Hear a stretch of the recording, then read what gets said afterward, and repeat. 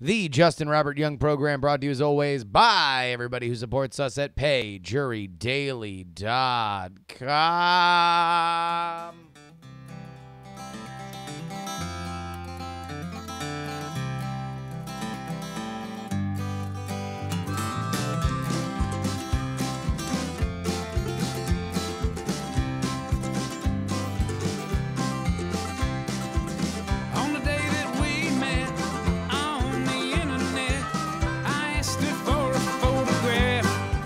Oh, how we doing? How you doing, man? How you doing, man? No, not for everybody else. Just me and you. We're just talking here. We're old friends. How are you feeling? How are you feeling? If you're not driving right now and you have your phone by you or you're at your computer, just go ahead and tweet me at Justin R. Young with the answer to this very simple question. How are you feeling right now? It can be good, it can be bad, it can be indifferent. I just want to hear from you. I want to let you know that I'm here for you. We're no longer the #1 album on iTunes today. That's the headline. All's Well, a Night Attack album after spending nearly 48 hours at the top of the Amazon charts. We are now number 2. And normally I would be upset by this. I would be frustrated by this. I would have felt some twinge of not good feelings. And yet, I speak to you right now feeling none of those. No, friends, I feel like $1 million. You want to know why? Because right now, there are 2 albums that top that chart. One of them is me and my friend Brian Brushwood, Stephen Cogswell. Album edited by my little brother, features Brian's wife, my friend Bonnie Brushwood, lyrics by their then 5-year-old daughter, an amazing musical interlude by Mike TV. And then number 1 is Weezer. Now let me just tell you a little bit about me and Weezer. I love Weezer. In fact, if I were to be pinned down to ask about the band that I have seen the most in concert, it's Weezer. I saw Weezer first in high school, and that was at the point that it was assumed that they were a defunct band. They weren't going to exist anymore. They had released 2 albums, one the Blue Album and the second called Pinkerton. Pinkerton was so poorly received compared to the Blue Album that allegedly the moody, enigmatic lead singer of the band, Rivers Cuomo, had decided that he was going to enroll in Harvard.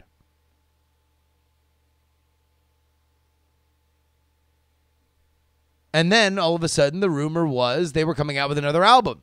And they were going to do a tour before they released the album. They were going to prime the pump. And so I was thrilled, man. I was excited. I love Weezer. And I was going to get to see them in concert. So I went to the Sunrise Musical Auditorium in Sunrise, Florida. And I was down right there in the pit. We muscled ourselves up to the front of the stage. And it was the greatest. It was fucking amazing, man, because they only had Blue Album and Pinkerton out. And the Green Album had yet to be released. So they played the best, almost all of Blue Album, because it's not really a long album, the best tracks off Pinkerton. And then they played 3 songs right in the middle. They were like, all right, here's the new shit. And the new shit was, fuck if I can remember the third one. It was Hash Pipe, Island in the Sun. So the first time I had ever heard those songs, I heard them live. And then something else from the Green Album, which I can't remember. But it was fucking amazing. It was life-changing. So much so that my friend Rachel, she was a little younger than us. All of a sudden, this is right before Weezer comes on. We had just watched the Get Up Kids, I believe, was the opening act. And she gets a call from her mom. And her mom's like, where the fuck are you? And she's like, I'm at a concert. And she's like, well, fuck that. You're not supposed to be at a concert. I'm coming to pick you up. She had to leave after Get Up Kids. She never saw that Weezer show. It's something I like to remind her about all the time because I'm a bad person. But to add to the surreal nature of this entire All's Well experience, I just have to add that Weezer dethroning us is just Italian chef's kiss. It's just amazing. It's just insane. I can't even. I'm on a scale from 1 to even. I just can't. Like, it's just insane. Specifically, this album. This is the Teal album, and it features all covers. So Weezer had a big hit last year by covering Toto's Africa, which we've talked a lot about on this program. And so now they have a whole album full of covers, which again is another fucking bizarre thing, that my love for Weezer came from this mythology of this note perfect band that had just like created rock pop perfection with the Blue Album, and then had ventured into this more avant-garde sound in Pinkerton, and I loved it. All of it. Oh, I ate it all up. And oddly enough, Weezer seems like the only band that I can think of that seems to be having more fun the older they get. I've seen them in concert a lot. Again, I mean, I was in high school in 97 through 2001. So I had to see them in either 98 or 99, maybe, when they went on that concert. I'm going to see them for a while. I saw them most recently 2 years ago. Maybe it was 3 years ago. And comparatively, back then, Rivers Cuomo was, he was projecting his rock star status through a minimalist aesthetic, let's just say. And now the band's having a blast. They're running around. They're doing dances. The drummer's throwing fucking frisbees into the audience. It's a goddamn party. And now that translates into the music. They're covering fucking Michael Jackson. They're covering TLC. They're covering TLC. No Scrubs. Weezer covers No Scrubs. That is a song that would have started a fight in my high school. It's pretty amazing. So, welcome Weezer to the top of the Amazon charts. I know it is a neglected part of the music landscape, but we are happy to share this throne with you. I had a funny morning today. I made the horrifying realization that I had no coffee. Normally the morning routine is this. I wake up at 6 o'clock in the morning. I make the promise to myself that I'm going to put my feet on the ground before I look at my phone. I indeed did exactly that. I then walk to my kitchen and I make coffee as well as 2 eggs. So I realized that I didn't have enough coffee, but then I realized something else that was tremendous. There's a Dunkin' Donuts in Oakland now. Yes, the historically East Coast chain of Dunkin' Donuts. I know all you massholes.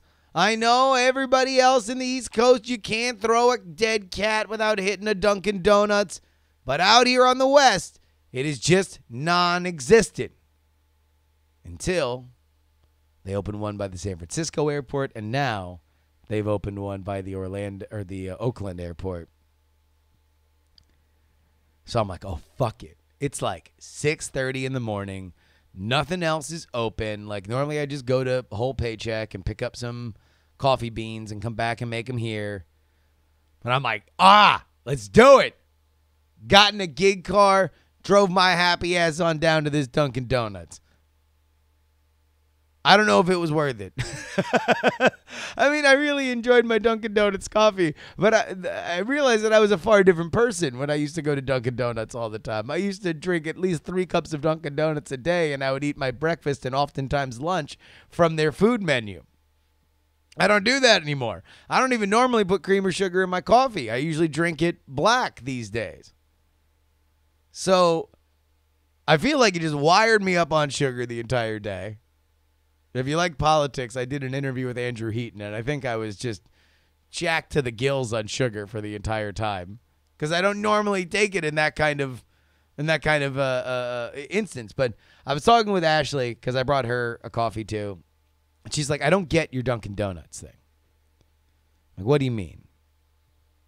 She's like, "Well, it's not good coffee, and I feel like you just like it because of nostalgia." And I'm like, immediately, I just get like fired up. I'm just like, it's not because of nostalgia. And then I think, yeah, it's probably a little bit because of nostalgia. Probably just a little bit. Just a little bit because of nostalgia. So I want to ask you guys, and this will be for Monday's show, what fast food chain or chain of anything do you randomly defend to the death irrationally? Everyone's got one. It could be fast food. It could be a grocery store. It could be a certain brand. Everyone's got one thing that they're like, oh, if somebody talks shit on it, you're like, fuck you. Like if you were sitting in front of the president, and if you have a problem with this president, then imagine it's a president that you like. And you would be like, well, I believe that this chain is trash. And you would say, fuck, with all due respect, Mr. President, go fuck yourself.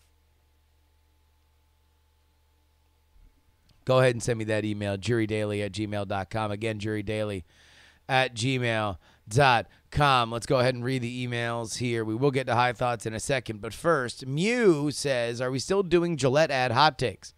I've been thinking on it. And my conclusion is this is a message of don't be an asshole.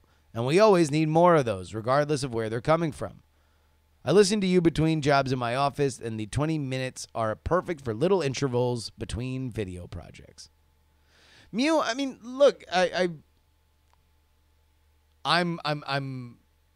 hear what you're saying. I just don't know how it's relevant.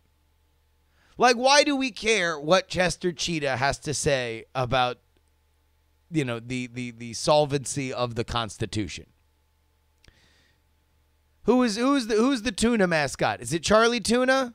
If Charlie Tuna came out and said, I believe the Mueller investigation should be able to reach its conclusion. And then the fucking Vlasic pickle stork came in and was like, well, I believe that Donald Trump is making America great again. Like, why should we pay attention? Why is it when Gillette's like, masculinity's toxic? It's like, you're a talking razor. You're a talking razor. It's fine. I mean, whatever. I don't understand why the talking razor would need to talk about toxic masculinity. That's a question that I would have. But also, like, whatever. Who cares? Ryan writes, you're 100% right on tidying up. By the way, I'm going to declare victory on that show. I came for fucking tidying up with Marie Kondo, and nobody wrote. Nobody wrote back. I thought I was going to get some shit for that. I thought I was going to get slapped around with Marie Kondo fans talking about how that show is awesome and that show is the best, and Justin, you should really watch more than a half episode. I didn't get shit. So I'm declaring victory. That show's bad, and Ryan backs me up. Marie Kondo is great. She has an aura around her like you mentioned, but it's not in the majority of the episode. I feel like all the other characters on Itchy and Scratchy saying, where's Poochie?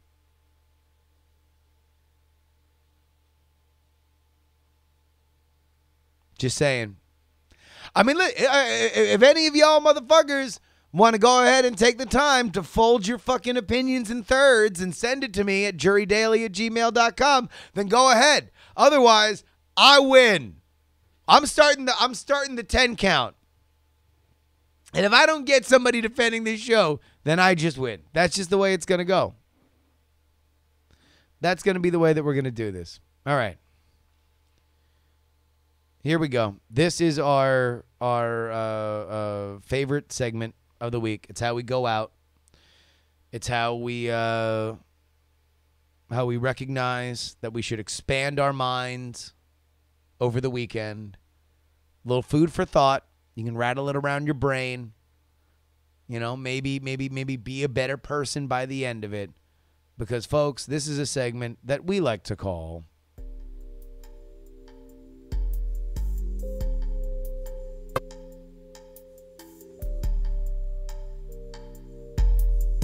High Thoughts.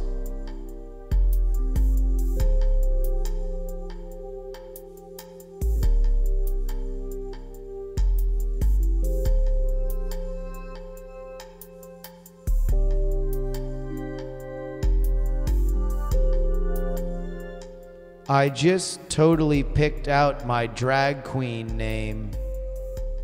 Miss Translation.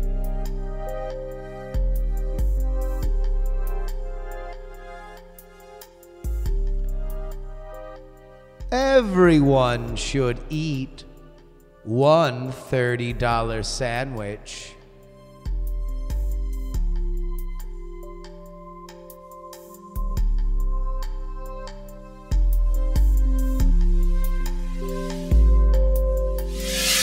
I bet cold water snaps people to their senses because it's a quick heat sink for the central processing unit.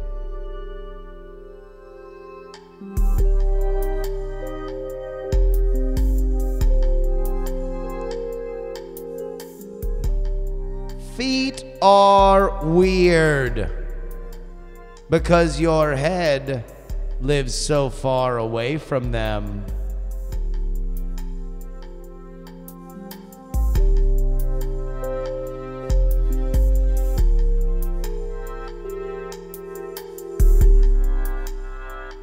How long does it take to housebreak a robot dog?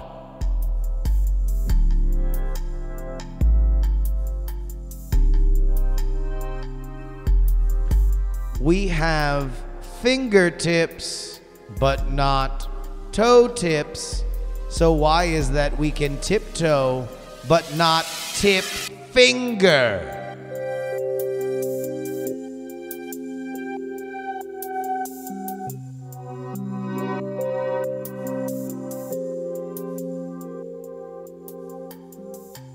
A sweet potato is a completely different species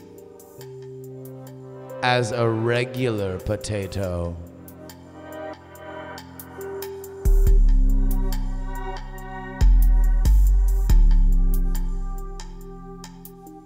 Those were high thoughts.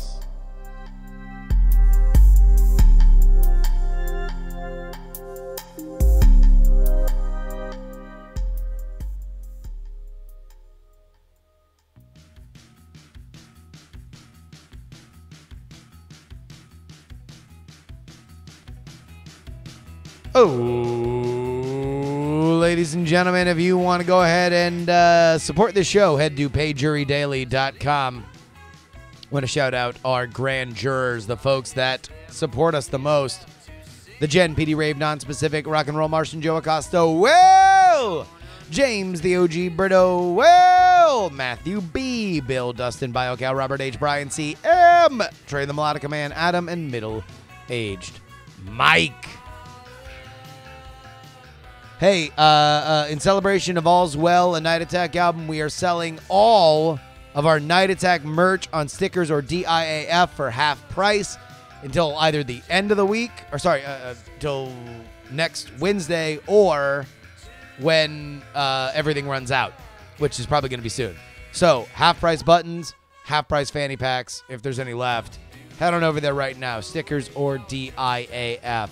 You can email me, jurydaily@gmail.com, Twitter, Instagram, Snapchat, @JustinRYoung, and join our Discord, bit.ly/JURY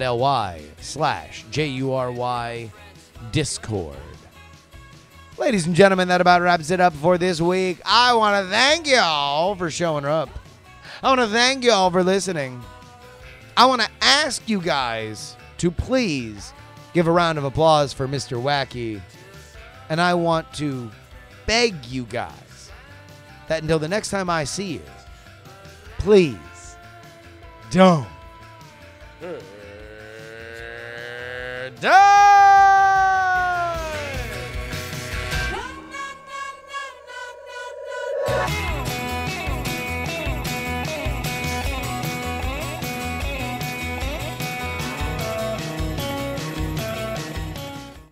Diamond Club hopes you have enjoyed this program.